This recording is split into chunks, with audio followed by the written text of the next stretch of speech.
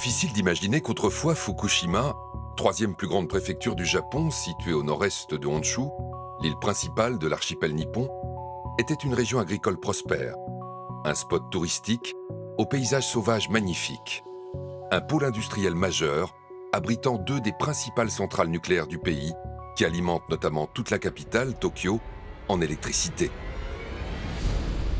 Seulement voilà, le 11 mars 2011, tout va basculer.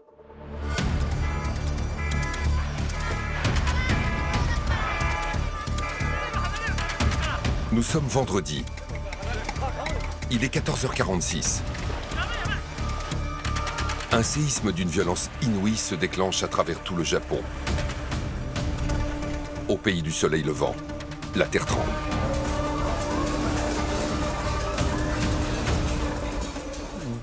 C'était une secousse d'une ampleur que l'on n'avait jamais ressentie auparavant. À mon boulot, tous les gens autour de moi se sont réfugiés sous les bureaux. Quand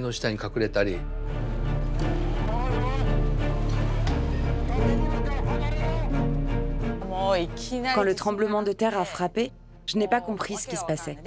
En tant que mère, j'ai tout de suite voulu me rendre auprès de mes enfants pour m'assurer qu'ils étaient en sécurité, car les secousses étaient très violentes. Pendant près de 6 minutes, qui semblent durer une éternité, le sol va trembler et les gratte-ciels de Tokyo, la capitale du pays, qui se situe à plus de 300 km de l'épicentre de ce séisme, vont pourtant vaciller.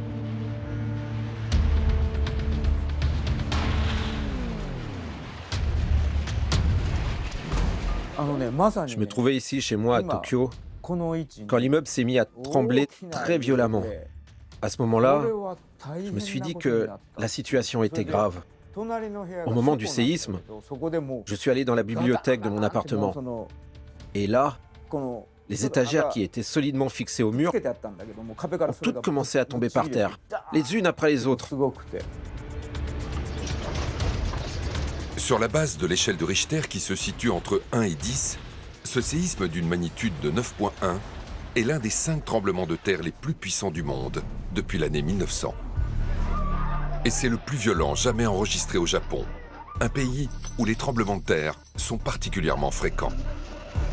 Cet archipel du Japon, surtout dans la partie nord, est une zone de convergence de plaques, donc de plaques superficielles qui se compriment l'une contre l'autre de quelques 7 cm par an. Au fur et à mesure que les plaques se rapprochent, à un moment donné, la faille glisse, les deux blocs, tout d'un coup, brutalement, montent l'un sur l'autre. Un phénomène géologique qui déclenche des ondes puissantes. Ces ondes se propagent à travers toute la croûte terrestre et provoquent de fortes vibrations qui sont à l'origine des secousses que l'on ressent pendant les tremblements de terre. Imaginez un bâtiment sur une faille qui glisse pendant 2 minutes tranquillement, le bâtiment il se translate, il n'y a pas de problème. Le problème c'est que la faille elle est rugueuse, elle coince, il y a des endroits qui se décoincent avant, ça fait des secousses, ça envoie des vibrations de toutes les fréquences et ça voyage les vibrations. Mais l'archipel du Japon, qui est situé à la jonction de 4 plaques tectoniques, la plaque pacifique, la plaque eurasienne, la plaque nord-américaine et la plaque des Philippines, est une zone sismique très active. Les Japonais sont donc habitués aux tremblements de terre. Le pays dispose de normes antisismiques particulièrement élevées. À la centrale nucléaire de Fukushima Daiichi, située à 250 km au nord-est de Tokyo, les employés sont sereins malgré ce séisme d'une extrême violence.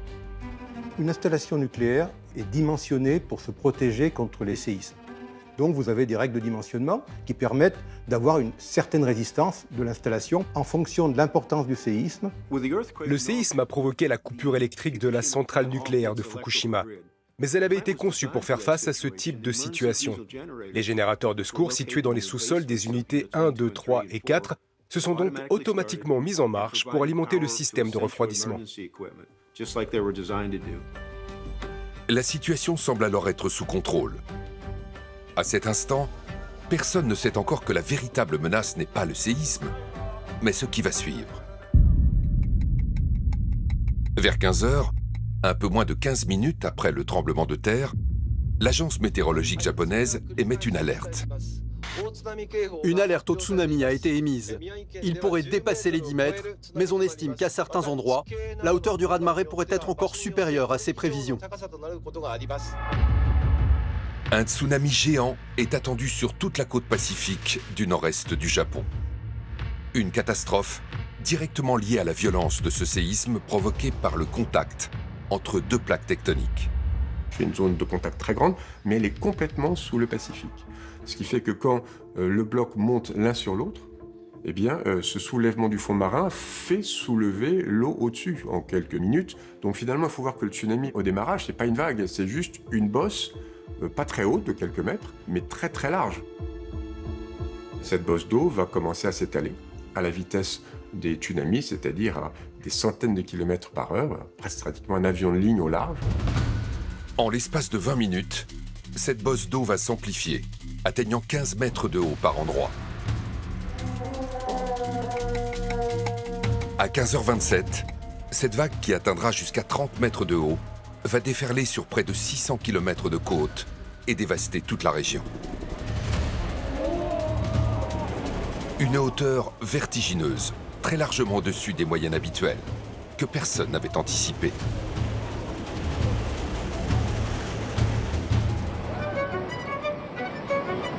Ces images sont irréelles. Un mur d'eau d'une puissance phénoménale s'abat sur la côte est, emportant tout sur son passage. Bateaux, arbres, voitures, et parfois même des maisons entières. Quant aux malheureux qui n'ont pas pu se réfugier dans des abris en hauteur, ils doivent lutter coûte que coûte pour leur survie.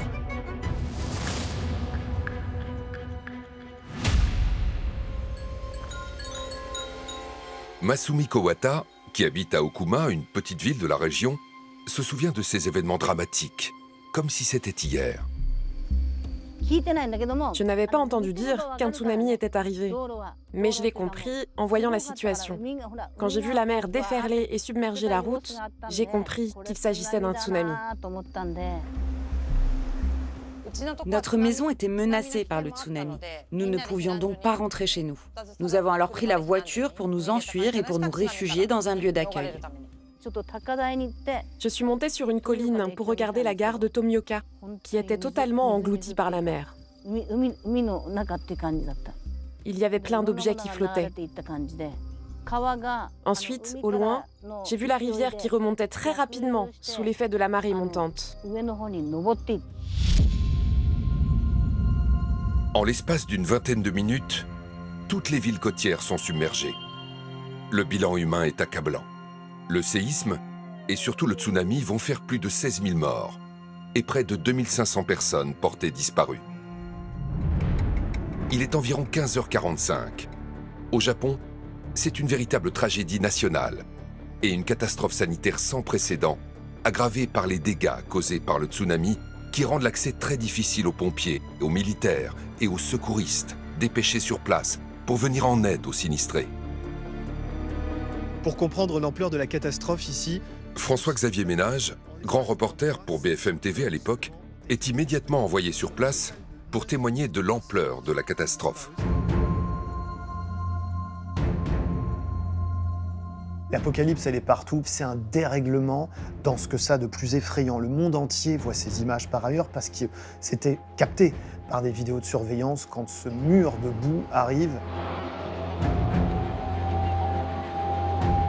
Le premier duplex, je me rappelle le coup de fil de la rédaction, à l'époque je travaille pour BFM TV, où on me dit « est-ce que tu peux être en direct maintenant ?» Donc on se met sur le bord de la route, on est dans le noir d'ailleurs. Regardez cette voiture qui a été projetée vers l'océan Pacifique, résultat bien sûr de ce tsunami extrêmement puissant. On n'a d'ailleurs qu'à se pencher par terre pour trouver du sable qui a été amené justement par cette vague qui est arrivée sans prévenir bien entendu et qui a surpris tout le monde. Pourtant, ce que les habitants de la préfecture de Fukushima ignorent encore, c'est que le cauchemar est loin d'être terminé, car une autre menace pèse désormais sur toute la région.